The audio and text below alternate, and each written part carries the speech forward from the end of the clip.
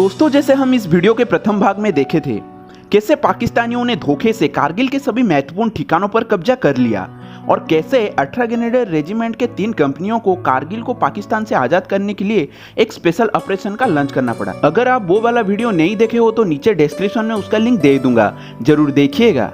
दोस्तों, हमारा second channel facts दुनिया भी लॉन्च हो चुका है और वहाँ उड़ीसा एवं आसाम के बीच एक बेहतरीन कंपैरिजन वीडियो भी हम अपलोड कर चुके हैं। दोस्तों, उसका भी लिंक डिस्क्रिप्शन में है। वो चैनल ही क्या, जहाँ आप ना हो तो जाइए वो वाला वीडियो देखिए और कमेंट में जरूर बताइएगा कि वीडियो कैसा लगा। खैर, योगेंद्र सिंह यादव और उनके कंपनी एक जगह रुककर चाय वाय पिए।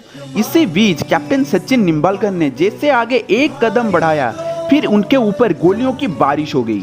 फिर हमारे बहादुर सैनिकों ने भी पाकिस्तानियों का मुंह तोड़ जवाब दिया और कई पाकिस्तानियों को जहन्नुम भेज दिया। पर एक चीज तो निस्संदेह था कि आगे खतरा और बढ़ने वाला है।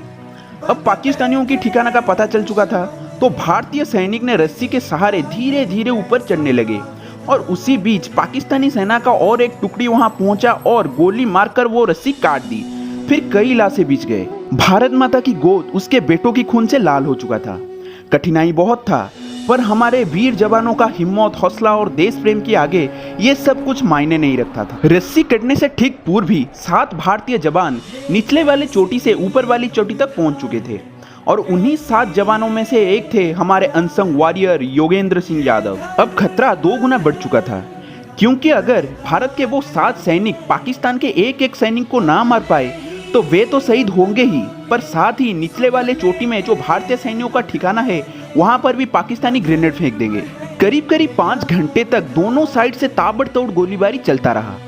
वहां एक बड़ा सा पत्थर था और भारतीय सैनिकों ने उस पत्थर के पीछे रहकर गोली चला रहे थे, पर धीरे धीरे उनके पास जो गोला बारूद था वो खत्म होने लगा। भारतीय सेना के वो छोटी सी टुकड़ी ने एक सुइसाइडल अटैक प्लान किया। उनको पता चल चुका था कि अब यहाँ से बच के निकलना नामुमकिन है।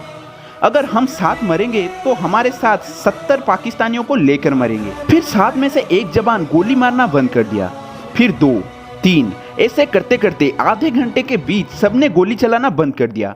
पाकिस्तानियों ने सोचा शायद सब मर चुके हैं। अब वे जैसे ही चेक करने के लिए वो पत्थर के पास आए, फिर भारत के वो 7 वीर जवान एक झटके में उनके सामने आ गए और 26 पाकिस्तानी सैनिकों को गोली से छन्नी कर दी। पर बदकिस्मती से वहां से एक पाकिस्तानी जवान भागने में कामयाब हो गया।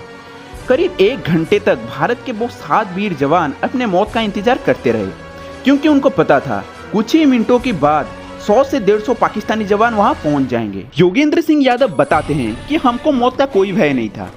हम वो 1 घंटे में थोड़ा हंसी मजाक किया, एक दूसरे को गले लगाए और ये ठान लिया हम तो मरेंगे, पर इन पाकिस्तानियों को हमारे साथ लेके जाएंगे। फिर देखते ही देखते उनके ऊपर गोली चलना शुरू हो गया, पर हमारे सैन्य ने 2-3 घंटे तक खूब लड़ा। इसी बीच 7 में से 3 जवान शहीद हो गए। हमारे सैनिकों के पास एक LMG गन था जो 1 मिनट में 200-300 गोलियों की बारिश कर सकता था। जब LMG चलाने वाले जवान शहीद हो गए तब योगेंद्र सिंह यादव को उनके एक हवलदार ने बोले, योगेंद्र वो LMG मेरे पास फेंक, अगर ये ग्रेनेड हमने में नष्ट हो गया तो हम में से कोई नहीं बचेगा। जैसे ही योगेंद्र वो LMG उठाए, उनके पास एक ग्रेनेड गिरा।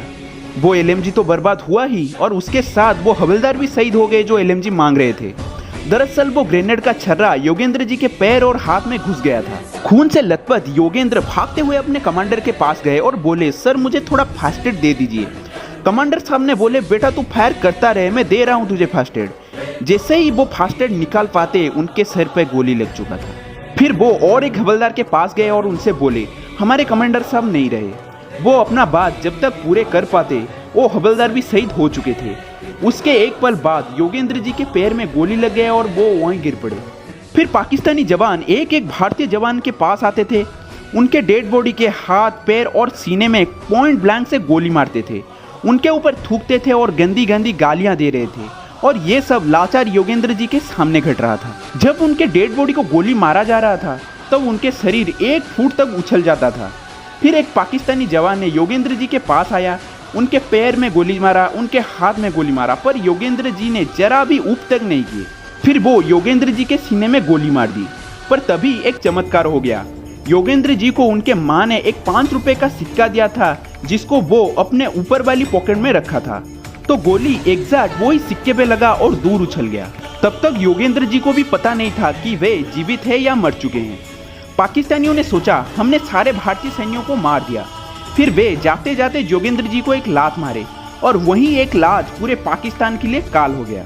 लात की वजह से योगेंद्र जी को भी पता चल गया कि वो जीवित हैं और वे सोचे अगर भोलेनाथ ने मुझे जिंदा रखा तो अवश्य कुछ महत्वपूर्ण काम अभी भी बाकी है। वो इधर उधर देखे और उनके पास एक जिंदा ग्रेनेड पड़ा हुआ मिला, जैसे कोई शून्य से उसे गिरा दिया हो। फिर योगेंद्र उसके पिन निकाले और उसको लेटते हुए भी ऐसे फेंके कि वो सीधा पाकिस्तानी कमांडर का हुड वाले जैकेट का हुड में घुस गया। फिर एक बड़ा सा धमाका और पाकिस्तानी कमांडर का भेजा नीचे गिरा हुआ मिला। फिर जब उसका धड़ गिरा, उसके हाथ में जो AK-47 राइफल था वो आकर योगेंद्र के ऊपर गिरा, मानो कोई अदृश्य शक्ति जानबूझकर ऐसा करवा रहा हो। योगेंद्र एक हाथ से वो बंदूक उठाए और पाकिस्तानियों के ऊपर गोली की बारिश कर दी।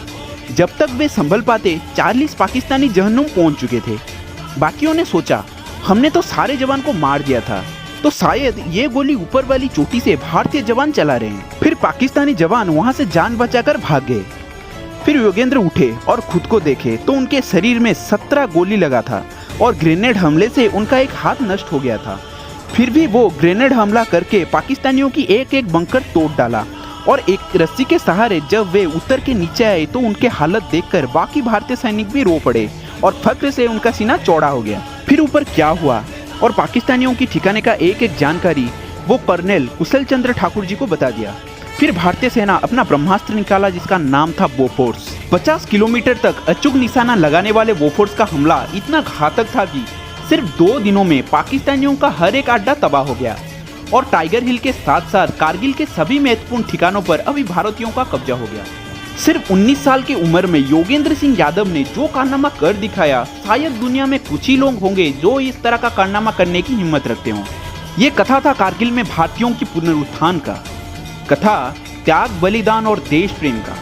ये कथा था हमारे वीर शहीदों का और ये कथा था इस देश के बेटे परमवीर चक्र विजेता योगेंद्र सिंह यादव जी। दोस्तों, ये वीडियो अगर आपके मन को जरा सा भी भाया हो तो प्लीज ये चैनल को सब्सक्राइब कर लेना और वीडियो को लाइक कर लेना।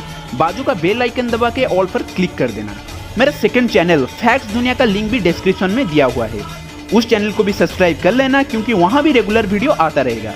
अब मुझे दीजिए इजाजत, चलते हैं फिर एक नए अनसंग वॉरियर की तलाश में। तब तक जय हिंद, जय भारत, खुश रहिए।